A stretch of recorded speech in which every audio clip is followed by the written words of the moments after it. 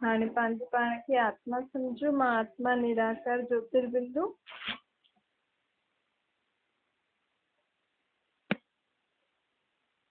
निराकार बाप जी संतान। हाणे मां आत्मा निराकार बाप की याद थी करा।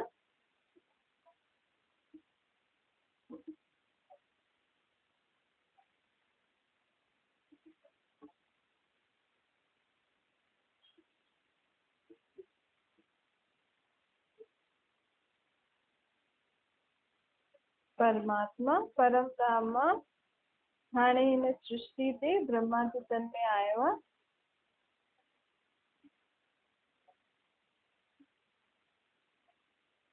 हाणे मां परमात्मा के ब्रह्मा जे तन में याद थी करा।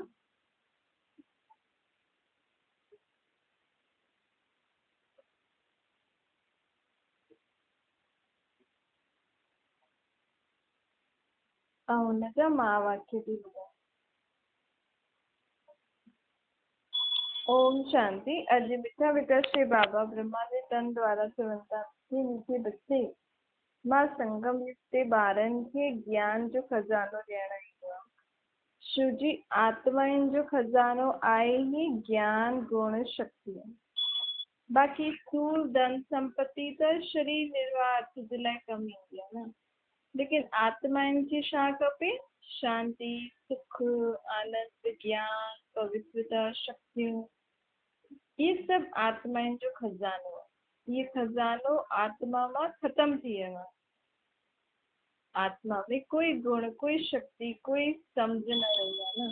त बाबा चए थो कि ॿार हाणे हिन भारत में ॾाढो दुख थी वियो आहे। छो आत्मायूं पंहिंजे हिन ज्ञान गुण शक्तियुनि सां कंगाल थी वियूं आहिनि। हिन करे बाबा हाणे अची करे हिन ई दुनिया में वरी खां आत्माउनि खे ज्ञान ॾियण आयो आहे। आत्मायूं ज्ञानवान ठही वेंदियूं त ये सृष्टि भी सुखी थी वेंदी न। छो मुख्य केरु आहे? आत्मा ई त आहे। हिन शरीर में भी मुख्य आत्मा आहे। सभिनि मनुष्य तन जे अंदरि आत्मा ई आहे जो सॼी दुनिया में कर्म थी करे शरीर जो। जॾहिं आत्माउनि जा ई संस्कार स्वभाव सुठा थी वेंदा, आत्मा में ई सर्व खज़ाना अची वेंदा आत्मा जो। अर्थात ज्ञान गुण शक्तियूं आत्मा में अची वेंदियूं त आत्मा पंहिंजे शरीर द्वारा जो भी कर्म कराईंदी वो सुठो ई कराईंदी न, सम्झ वारो कराईंदी।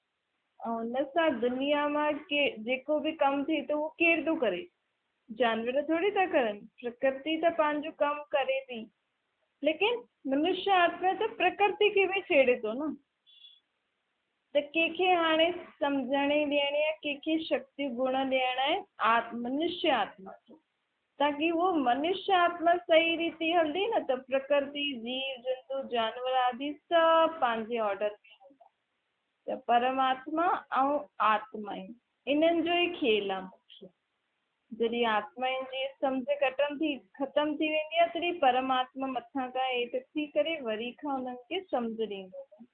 इहो भी क़ाइदो आहे न भई आत्मायूं जनम मरण में ईंदियूं त शक्ति आहे न। आत्मा भी छा आहे?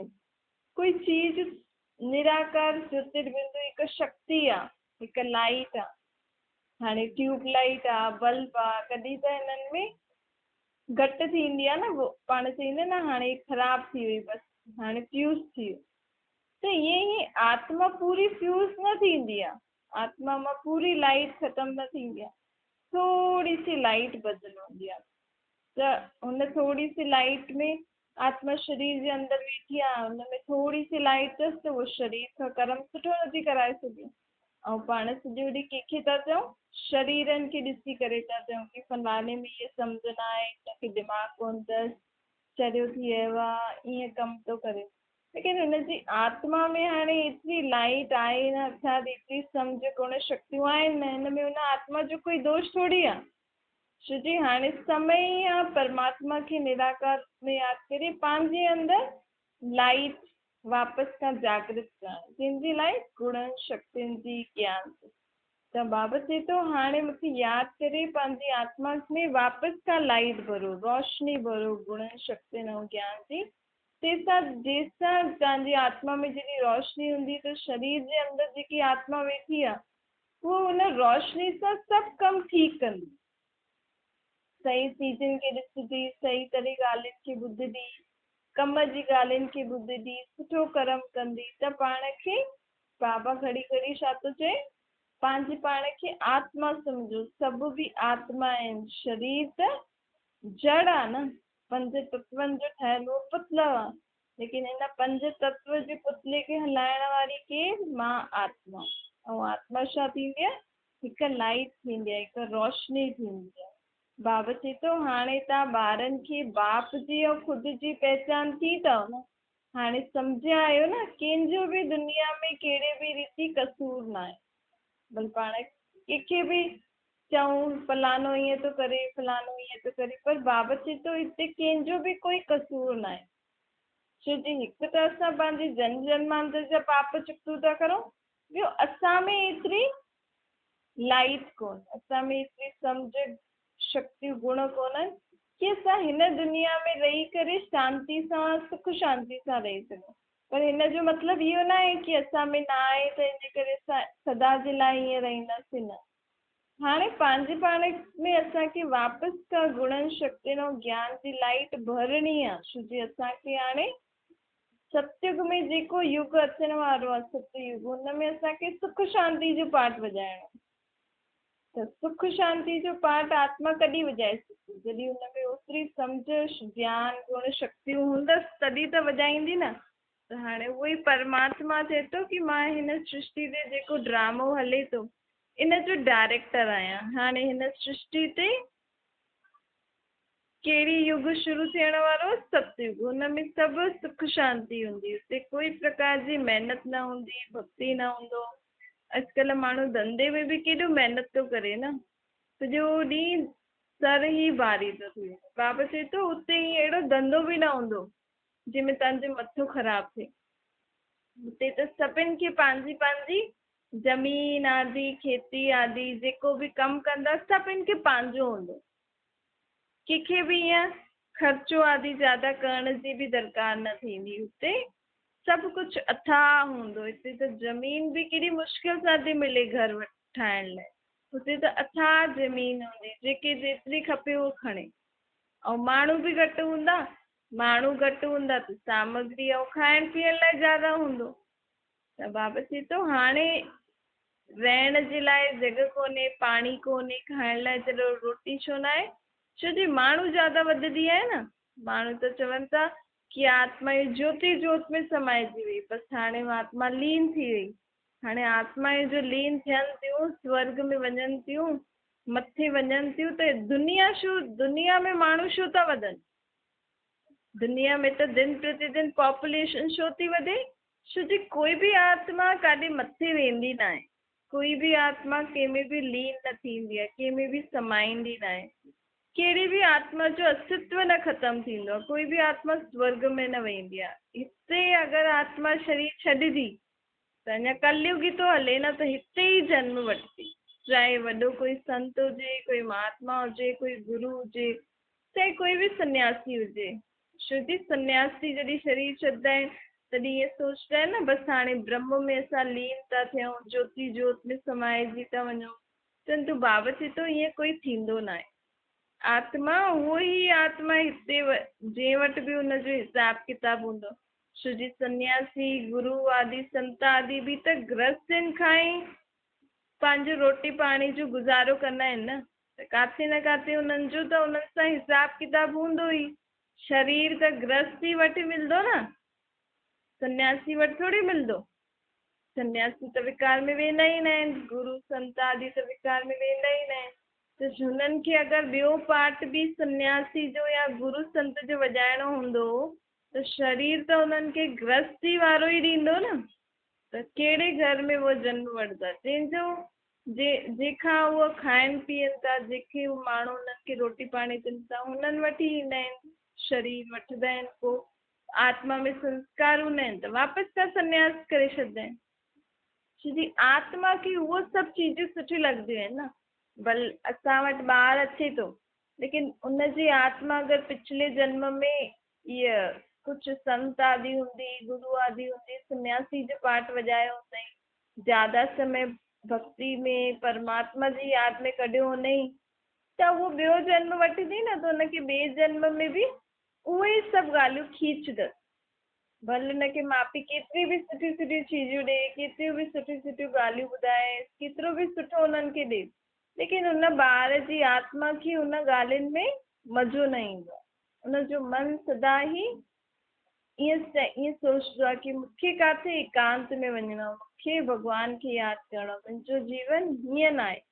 सभिनि जो पार्ट हूंदो आहे न, सभिनि आत्माउनि जो पंहिंजो पंहिंजो पार्ट आहे। हाणे कंहिंजी आत्मा जो पार्ट ईअं आहे की उहो जॾहिं बि शरीर वठे त गृहस्थी में उहो पंहिंजो गृहस्थी जीवन न जीए, भई शरीर वठी वॾो थिए, बाक़ी पंहिंजो जीवन भॻवान जे नाम परमात्मा जे नाम ते करे। हाणे हुन में माउ पीउ छा करे सघंदा, तव्हां केतिरो बि रोको, लेकिन हुन आत्मा जो मन त सदा ई होॾे ई लॻल आहे।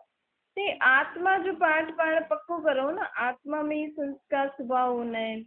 ऐं आत्मा कोई पहिरीं बार हिते तव्हांजे घर जन्म नथी वठे, पहिरियों बि ॾाढा जन्म वठी आई आहे, त हुनजो हिसाब किताब, हुनजो संस्कार, इहे सभु मनुष्य आत्मा खे सम्झणो खपे, त ई हुनजो जीवन सुख शांति में थी वेंदो। अॼु माण्हू दुखी छो आहे, छो जो चए थो जेको मां चवां उहो ई थिए, मुंहिंजा ॿार मुंहिंजो परिवार उहो ई करे जेको मां हुनखे चवां। लेकिन तव्हां त सिर्फ़ु शरीर ॾिनो आहे न, आत्मा हुनजी, तव्हां थोरी हुनजी आत्मा खे जन्म ॾिनो आहे। आत्मा में जेका संस्कार स्वभाव, आत्मा में बि पार्ट भरियल आहे न पंहिंजो। आत्मा बि हिकु कैसेट आहे, हुन में पार्ट भरियल आहे। हाणे उहा कैसेट जॾहिं शरीर रूपी टेप में ईंदी त वॼण लॻी वेंदी आहे।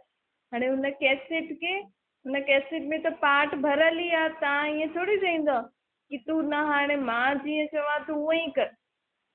हाणे उहो त आत्मा में पार्ट भरियल आहे, तव्हां कीअं केतिरो बि करो उहो बदिली त सघंदो न आहे। तंहिंखां सुठो त पाण छा करे सघंदा आहियूं, हर हिकु आत्मा जो जेको पार्ट उहो वॼाए थी, जेका बि हुनजो संस्कार स्वभाव अथसि न, शांति सां साक्षी थी करे ॾिसो उहो छा छा थो करे, पोइ हुनखे असां शांति सां परमात्मा जी शक्ति सां कीअं परिवर्तन करो, इहो उपाय पाण खे करणो खपे। छो जो आत्माउनि जो पीउ परमात्मा आहे न, त परमात्मा ई हुन आत्मा खे ठीकु करे सघंदो आहे। त पाण खे परमात्मा बाप चए थो इहो जेको ज्ञान आहे न, जेको मां तव्हांखे ॾियां थो, इहे सिर्फ़ु ॿुढनि जे लाइ न आहे, ऐं न ई सिर्फ़ु उन्हनि जे लाइ आहे भई कोई दुखी हुजे, कोई परेशान हुजे त उहो इहो ज्ञान वठनि। इहो ज्ञान सभी मनुष्य आत्मा खे ॿुधणो ज़रूरी आहे, छो जो हिन ज्ञान में आत्मा पंहिंजी परमात्मा सां मिलन मनाईंदी आहे, ऐं हुन मिलन सां छा थींदो आहे, आत्मा में गुण शक्तियूं सम्झ वधंदी आहे। आत्मा जे जन्म जन्मांतर जे पापनि सां आत्मा मुक्त थींदी आहे। आत्मा जे अॻिले 21 जन्मनि जे लाइ सुठा गुण शक्तियूं पंहिंजे अंदरि धारण कंदी आहे। त नंढे ॿार में बि त आत्मा आहे न, कोई जवान आहे हुनजे शरीर में बि आत्मा आहे, कोई पढ़े लिखे तो हुनजे शरीर में बि आत्मा आहे। तव्हां पढ़े लिखे तो, चलो नंढो ॿार आहे छा सम्झंदो, लेकिन जॾहिं उहो निराकार रूप में पंहिंजे पाण खे सोचदो की मुंहिंजी आत्मा हिते बिकुटी जे विच में वेठी आहे, मुंहिंजो पीउ परमात्मा आहे, त उहो नंढे ॿार जो बि अगरि कंहिंसां कोई हिसाब किताब हूंदो, कोई जवान ॿार जो बि कंहिंसां कोई हिसाब किताब बुरो हूंदो त उहो बि चुप्तो थी वेंदो न, ऐं हुन में कोई बुरा स्वभाव संस्कार हूंदसि त उहो बि ठीकु थी वेंदो। त हिन करे हर हिकु आत्मा खे इहो सम्झ ज़रूरु ॾियणी आहे असांखे। जॾहिं असां इहे सम्झ वठी करे हलूं था त असांखे बि सभिनि खे इहे सम्झ ॾियणी आहे, चाहे नंढो ॿार हुजे, चाहे वॾो हुजे, चाहे जवान, चाहे ॿुढो, की पंहिंजे पाण खे आत्मा सम्झो। तव्हांजे शरीर खे हलाइण वारी जो शक्ति आहे, जंहिंखे असां आत्मा चईंदा आहियूं, उनजो पीउ परमात्मा आहे। त तव्हां पंहिंजे परमात्मा बाप खे बि रोज़ु यादि करो निराकार रूप में, उन सां सभिनि आत्माउनि खे शक्ति मिलंदी आहे। ॿार चवनि था असांजे पढ़ाई में मन नथो लॻे, छो जी आत्मा जा उहो मन में कहिड़ा अलाए कहिड़ा कहिड़ा वीचार था हलनि, त इन सां आत्मा में शक्ति भरिजंदी आहे न। हुन नंढे ॿार जे शरीर में बि जेकी आत्मा आहे हुन में बि शक्ति भरिजंदी, उन में बि अगरि बुरा वीचार फालतू वीचार हलंदा त परमात्मा जी शक्ति सां हुन जा वीचार बि थधा थी वेंदा। ऐं उहो बि सुठी रीति पंहिंजी पढ़ाई में ध्यानु लॻाए सघंदो।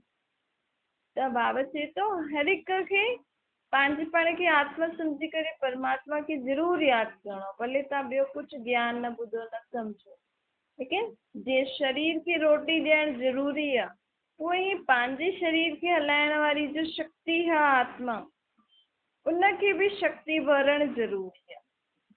हाणे आत्मा त सभिनि शरीरनि में आहे न, त सभिनि खे यादि करणु ज़रूरी आहे। तव्हां 3 टाइम रोटी था खाओ त 3 टाइम बि अगरि तव्हां रोटी खाइण खां पहिरियों पंहिंजे पाण खे आत्मा सम्झो, परमात्मा खे यादि कयो, उहो 1 सेकेंड बि तव्हां यादि करे उहो भोजन खाईंदा त हुन में बि पंहिंजी आत्मा खे ॾाढी शांती मिलंदी आहे, ॾाढी शक्ति मिलंदी आहे। अॼुकल्ह बीमारी या दुख ॾिसी करे थोरी थो अचे भई इहो फलाणो नंढो आहे हिनखे बीमारी न अचे, ये जवान आहे हिनखे बीमारी या दुख न अचे। वो तो आत्मा जो जॾहिं बि कर्म भोग या हिसाब किताब चुकतो करण जो समय ईंदो आहे, उन समय उहो सिचुएशन अची वेंदी आहे कि उहो पंहिंजो हिसाब किताब चुकतो करे। त बाबा चवनि था इन करे सभिनि खे यादि करणो, छो जी कहिड़े समय बि नंढा नंढा ॿार बीमार था थियनि, दुख थो थिए, उन्हनि सां बि केॾो बुरो बुरो कमु थींदो आहे न नंढे ॿारनि सां बि। छो? ये हिसाब किताब आहे न, पाण खे बि दुख न थियणो खपे, इहो बि पाण खे सम्झणो हिसाब किताब आहे। लेकिन असांखे हाणे एतिरी बाबा असांखे ज्ञान ॾिनो अथई, एतिरी शक्ति ॾिनी अथई कि असां पंहिंजे पिछले जन्म जन्मांतर जे पापनि सां बि मुक्त थी सघंदा आहियूं त परमात्मा खे निराकार रूप में यादि करे। त छो न असां नंढनि ॿारनि खे बि हाणे खां ई उहे संस्कार विझंदासीं कि परमात्मा खे यादि करे पंहिंजी पढ़ाई करो, पंहिंजी रोटी पाणी खाओ, सुबुह जो उन्हनि खे नमस्ते करो, त हुन आत्मा जो बि जंहिंसां बि जो बुरो हिसाब किताब हूंदो उहो चुकतो थी वेंदो। छो जी हिसाब किताब चुकतो कहिड़े न कहिड़े रूप में त थींदो आहे न।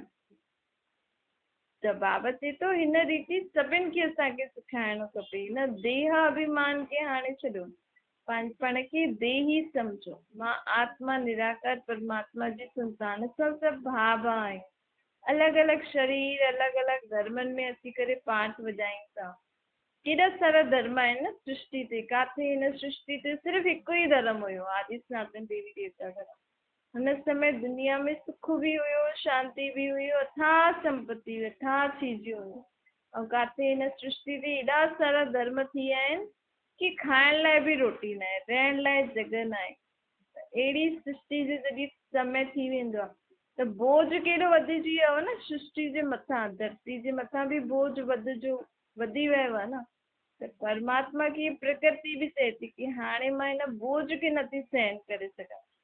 हिकु त मनुष्यनि जो आत्माउनि जो पंहिंजो पंहिंजो शरीर आहे एॾो वॾो, काथे आत्मा हिकु नंढी बिंदी आहे जो अखियुनि खां बि नथी नज़र अचे, ऐं हुन नंढी सी बिंदी जे लाइ एॾो वॾो शरीर, वरी शरीर खे रोटी खपे, पाणी खपे, रहण लाइ घर खपे, वरी कपिड़ा आदि खपनि, वरी हुनजे लाइ गाॾियूं आदि खपनि, केॾी सारी सामग्री थी वेंदी आहे न।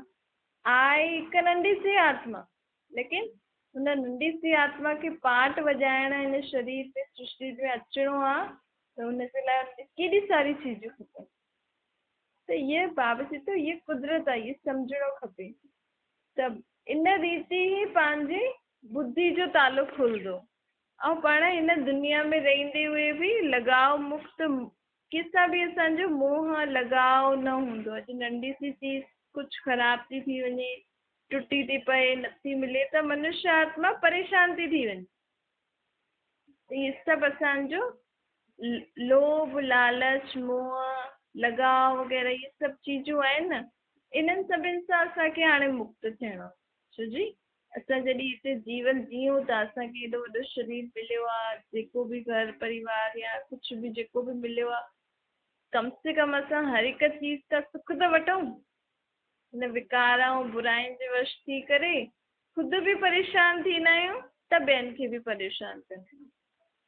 ख़ुदि बि परेशान थींदा ई आहियूं न, कोई चीज न मिले, कोई असांजी चीज टुटी पए त असां बि परेशान, ऐं जंहिंखां टुटी या अगरि उहो वापसि नथी अचे, असांखे नथा वठी ॾियनि त असां हुनखे बि परेशान था करूं। त जेतिरो थी सघे पंहिंजे जीवन में बि सुख शांति सां रहो ऐं ॿियनि खे बि सुख शांति सां रहण ॾियो। अॼु न त कल्ह ॿी चीज अची वेंदी आहे। त बाबा चए थो इन रीति थोरो धैर्य बि रखिणो खपे असांखे हर हिकु ॻाल्हि में। ईअं न जेको मां चाहियां थी उहो हाणे ई थिए, हाणे ई सभु करे छॾियो। थोरो धैर्य बि असांखे हुजिणो खपे। शिव बाबा चए थो तव्हांजी आत्मा हिन बिना शरीर जे कुझु कमु न करे सघंदी आहे, न ही शरीर बिना आत्मा जे कुझु करे सघंदो आहे। ॿिन्हिनि जो गहरो संबंध आहे। आत्मा हिन शरीर में आहे, ॾेखारे में नथी ॾे त मतिलबु आत्मा छुपल वेठी आहे न, लेकिन आहे त सही शरीर में। लेकिन ॿिन्हिनि जो गहरो संबंध आहे। न आत्मा बिना शरीर जे कुझु आहे, न शरीर आत्मा जे बिना कुझु करे सघंदो आहे।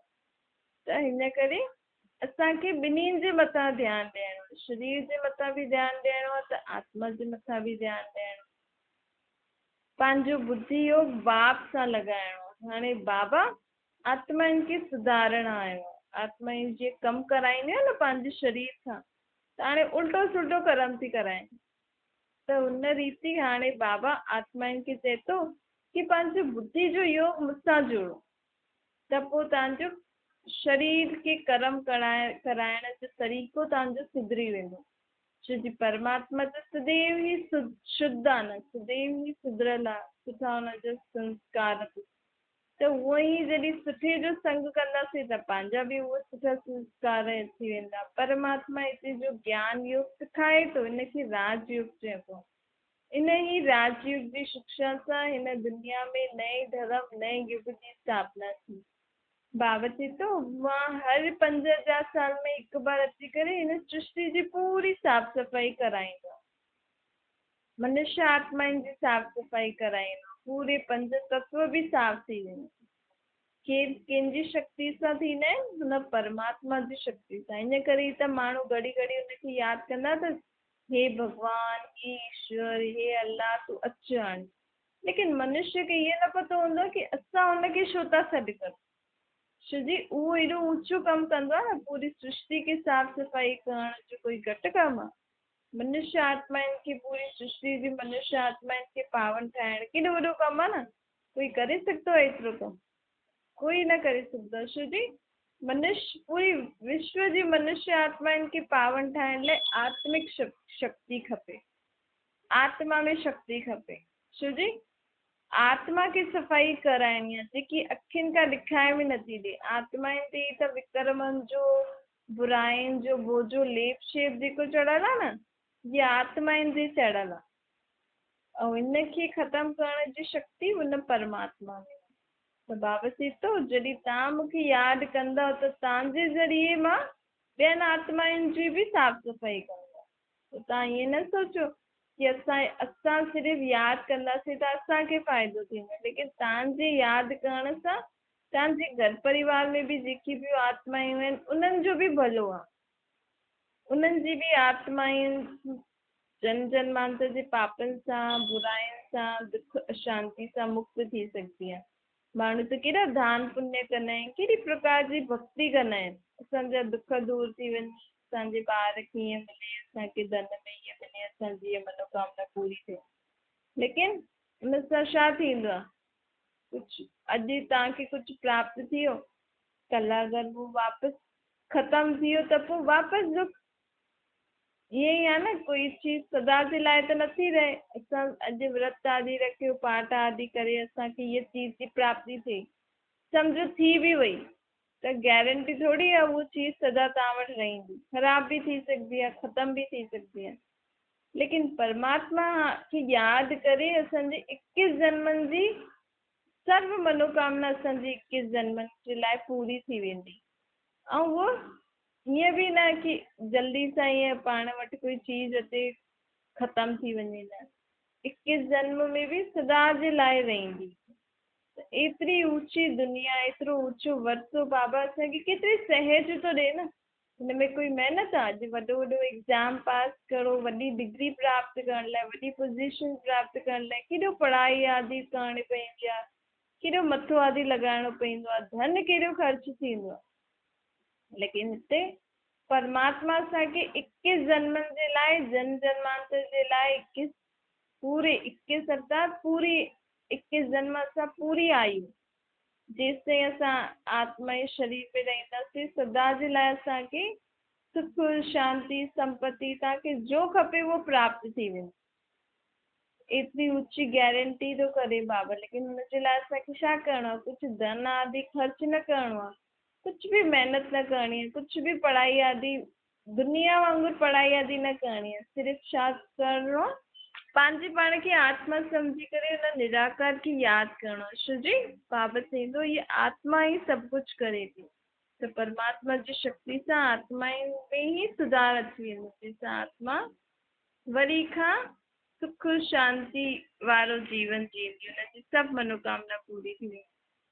छा मीठे मीठे सिकिल दे वारनि प्रति माता पिता बाप दादा जो यादि प्यार और गुड मॉर्निंग। रूहानी बाप जी पण रूहानी बाप जी पण सभिनि खे यादि प्यार गुड मॉर्निंग और नमस्ते। पंहिंजी बि रूहानी माता पिता बाप दादा खे यादि प्यार गुड मॉर्निंग और नमस्ते। वरदान आहे पंहिंजे एकाग्र स्वरूप द्वारा आत्माउनि जा बि स्वभाव संस्कार परिवर्तन करण वारा अंतर्मुखी थो।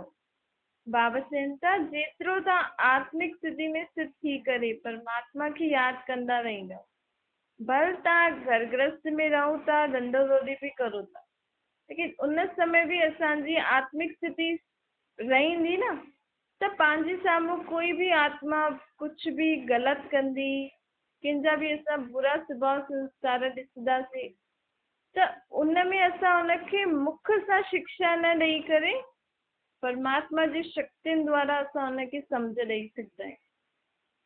कीअं?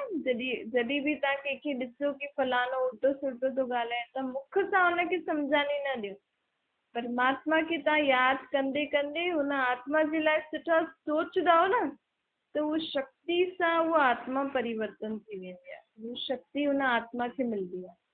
त इन करे सदा ई असांखे अंतर्मुखी ठहिणो, छो जी पाण मुख सां मारे करे सम्झाए त ॾाढी पाण कोशिशि करे छॾी, लेकिन मनुष्य आत्मा में शक्ति न आहे कि उहो पंहिंजे स्वभाव संस्कारनि खे परिवर्तन करे। पाण ॿियनि खे छो चऊं, पाण पंहिंजे में बि ॾिसूं कि केतिरा असांजा बुरा स्वभाव संस्कार, केतिरी बुरियूं आदतियूं हूंदियूं पंहिंजे अंदरि। त अंतर्मुखी अर्थात पंहिंजे पाण खे आत्मा सम्झी परमात्मा खे यादि करे पंहिंजे बि स्वभाव संस्कारनि खे परिवर्तन करो ऐं ॿियनि आत्माउनि बि तव्हां कुझु ॾिसो था त हुननि खे बि परमात्मा द्वारा शक्ति ॾियो ताकि उहो बि परिवर्तन थियो। स्लोगन आहे सर्व प्राप्तियुनि खे स्वयं में धारण कर हर कर्म करो त परमात्मा जी प्रत्यक्षता थींदी। छो जी परमात्मा ॾेखारे में त नथो ॾे, लेकिन असां परमात्मा द्वारा जो शिक्षा प्राप्त करूं था उनखे जीवन में धारण करे जॾहिं असां कर्म कंदासीं त असांजे कर्म सोच ॻाल्हाइण में जो सुधार ईंदो, हुन सां छा थींदो? माण्हुनि खे सम्झ में अची वेंदो कि हिननि खे सेखारण वारो केरु? उहो परमात्मा।